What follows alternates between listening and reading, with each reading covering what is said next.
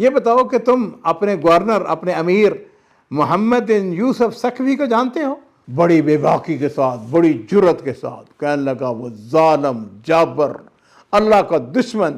اس نے کہا کہ تمہیں معلوم ہے کہ ان اللہ ربی، کہ اللہ میرا رب ہے. السلام علیکم ورحمۃ اللہ وبرکاتہ. بسم اللہ والصلاۃ والسلام علی رسول اللہ. معزز ناظرین کرام، آپ میں سے کون شخص ہوگا جس نے حجاج بن یوسف سقفی اس کا نام نہ سنا ہو؟ بنی ثقیف یہ طائف کا بڑا مشہور قبیلہ ہے. حجاج جو ہے یہ طائف کے اندر 40 ہجری میں پیدا ہوا اور اس کی وفات 95 ہجری میں عراق کے ایک شہر واسط وہاں پہ اس کی وفات ہوئی. اس شخص کے بارے میں آپ سب نے یقیناً سن رکھا ہے کہ یہ شخص انتہائی سخت مزاج کا تھا. یہ عراق کا گورنر مدتوں اموی خاندان کے اندر مروان بن عبد الملک جو کہ بنی امیہ کا کہہ لیجئے کہ بڑا جو مشہور خلیفہ تھا، اس کے دور میں اس کو عراق کا والی بنایا گیا. پھر اس کے بعد اس کی لمبی داستان ہے، لیکن میں اصل میں یہ عذرہ تفنن اور بعض اوقات اللہ تعالیٰ بڑے جابر ظالم ہوتے ہیں جو لوگوں کو ویسے ہی پٹوا دیتے ہیں، خاص طور پر وہ حکمران، ان کو اللہ تعالیٰ بعض کا نیچا بھی دکھاتے ہیں. یہ جو واقعہ میں آپ کو سنانے لگا ہوں، یہ واقعہ عزیزو کچھ اس طرح ہے کہ حجاج بن یوسف کے بارے میں آتا ہے کہ یہ ایک دفعہ مکہ مکرمہ میں بیت اللہ شریف کے صحن میں بیٹھا ہوا تھا. اس نے ایک شخص کو دیکھا جو کہ بیت اللہ شریف کا طواف کر رہا تھا. اب اس شخص کی جو لباس، اس کی وضع قطع، اس کی شکل و صورت، اس سے پتہ چل رہا تھا کہ یہ شخص یمنی ہے. اس نے لوگوں سے کہا کہ لوگوں ایسا لگتا ہے کہ یہ شخص جو ہے یہ یمن کا رہنے والا ہے. انہوں نے کہا امیر لگتا تو ایسا ہی ہے کہ یہ یمن کا رہنے والا ہے. تو اس وقت عزیزو حجاج کا جو سگا بھائی تھا اس کا نام تھا محمد بن یوسف سقفی. اس کا نام حجاج، اور حجاج کا جو بھائی تھا سگا بھائی اس کا نام محمد تھا، محمد بن یوسف سقفی. وہ یمن کا گورنر تھا. تو حجاج نے کہا ایسا کرو کہ اس شخص کو میرے پاس بلا کے لاؤ.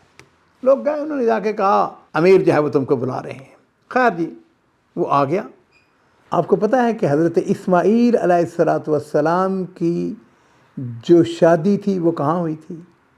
حضرت اسماعیل کی شادی بنو جرہم کے ساتھ ہوئی تھی. اور بنو جرہم کہاں سے تھے؟ یہ یمن کے رہنے والے تھے.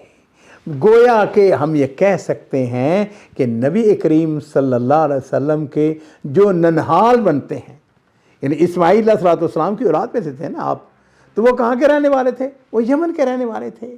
یمن کے جو قبائل ہیں یہ عزت، وقار، شرافت، اس اعتبار سے بہت بڑے خاندان تھے یہ، اور ادبوں کی بہترین نسل. سنیں، یہ تو غربت، افلاس، پیسہ آنا جانا چیز ہے، لیکن گہتانی قبیلہ جو ہے یہ کہاں سے ہے؟ یہ یمن سے ہے. تو بہرحال حجاج نے جس وقت وہ یمنی آیا تو اس کی وضع قدع، شکل صورت پتہ چل رہا تھا کہ بڑا کوئی خاندانی آدمی ہے. اس نے کہا کہ تم کہاں سے ہو؟ اس نے کہا جناب میں یمن سے ہوں.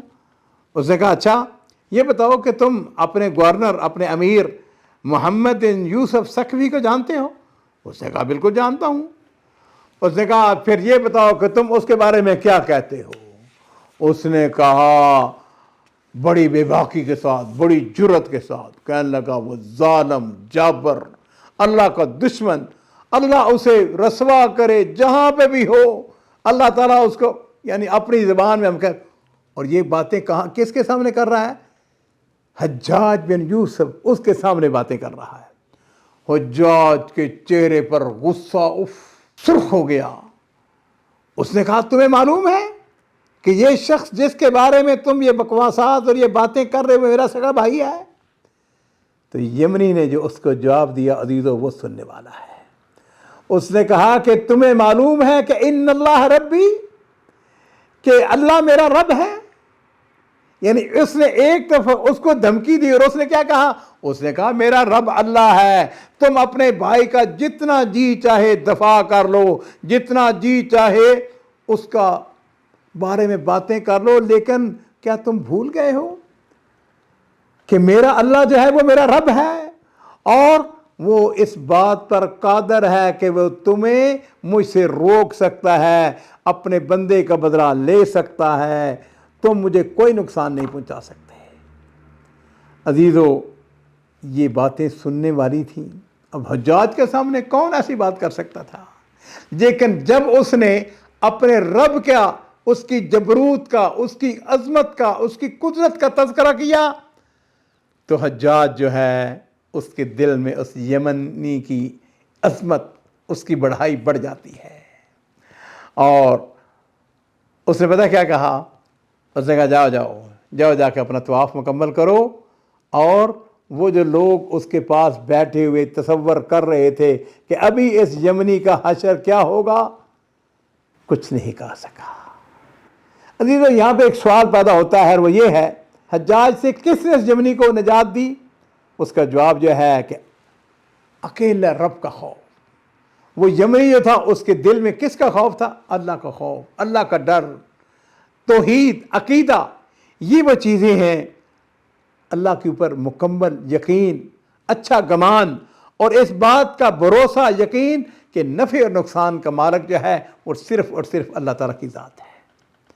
اس میں کوئی شبہ نہیں ہے کہ بعض اوقات حکمرانوں سے خوف، ڈر آنا یہ طبیعی بات ہے، لیکن جو اللہ والے ہوتے ہیں وہ ان کی کیفیت یہ ہوتی ہے کہ جس طرح اس یمنی کو بچانے والا کون تھا؟